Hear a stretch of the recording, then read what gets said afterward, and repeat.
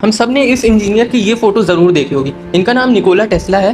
पर क्या तुमने इनके पीछे लगी मशीन जिसका नाम टेस्ला कॉइल है उसके बारे में सोचा है? देखिए, निकोला टेस्ला वो इंसान थे जिनका एक ही गोल था कि पूरी दुनिया को वायरलेस फ्री इलेक्ट्रिसिटी मिल सके, और इस सपने को पूरा करने के लिए इन्होंने टेस्ला कॉइल जैसी मशीन पर काम किया। और ये वीडियो बस उसी मशीन के अराउंड रिवॉल्व करती है। टेस्ला कॉइल का सर्किट कंप्लीट करने के लिए एटमॉस्फेयर की आयनोस्फेयर लेयर जो कि सर्किट ऊपर से कंप्लीट करेगी, और नीचे से सर्किट को कंप्लीट करने के लिए टेस्ला कॉइल को ज़मीन के अंदर से कनेक्ट किया गया। इस मशीन के दो मेजर पार्ट्स होते हैं। पहला होता है प्राइमरी कॉइल और दूसरा होता है सेकेंडरी कॉइल। अब ट्रांसफार्मर का यूज़ किया गया जिसका काम होता है वोल्टेज बढ़ाना या घटाना।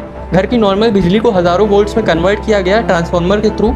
यही हज़ारों वोल्ट्स की बिजली अब कैपेसिटर में जाती है। आसान भाषा में आप कैपेसिटर को एक बैटरी समझ सकते हैं। जब इसकी बैटरी फुल हो जाती है तो ये चार्ज इतना ज़्यादा हो जाता है कि स्पार्क गैप में चिंगारी बनने लग जाती है, जिसकी वजह से इस चार्ज की सारी इलेक्ट्रिकल एनर्जी टेस्ला कॉइल की प्राइमरी कॉइल में पहुंच जाती है। फिर वही energy strong magnetic field generate करती है। ये मैग्नेटिक फील्ड जब सेकेंडरी कॉइल के रीजन में जाती है तो जो वोल्टेज हज़ारों वोल्ट्स में था अब वो बढ़कर लाखों वोल्ट्स में पहुंच जाता है। अब अगर इस बिजली को घर तक वायरलेसली पहुंचाना है तो छत पर एक मेटेलिक एंटीना लगा होना चाहिए और वायर्स को ज़मीन के अंदर डालना पड़ेगा। ऐसा इसलिए क्योंकि टेस्ला कॉइल को भी ज़मीन और आसमान से कनेक्ट किया गया था, जैसा मैंने वीडियो की स्टार्टिंग में बताया था। पर जितना आसान ये सुनने में लग रहा है उससे कई ज़्यादा कॉम्प्लेक्स है। इस प्रोजेक्ट के दो मेन ड्रॉबैक्स थे। पहला था कि इलेक्ट्रिकल एनर्जी जब हवा और ज़मीन के मीडियम से प्रोपेगेट करेगी तो घर तक पहुँचते पहुँचते लगभग खत्म हो जाएगी एनर्जी लॉस की वजह से। दूसरा मेजर ड्रॉबैक ये था कि JP मॉर्गन जैसे पावरफुल बैंकर ने इस प्रोजेक्ट की फंडिंग ही रोक दी थी। आई होप मैं आपको ये कॉन्सेप्ट समझा पाया हूँगा। एंड ऐसी डीप टेक वीडियोज़ के लिए डू सब्सक्राइब।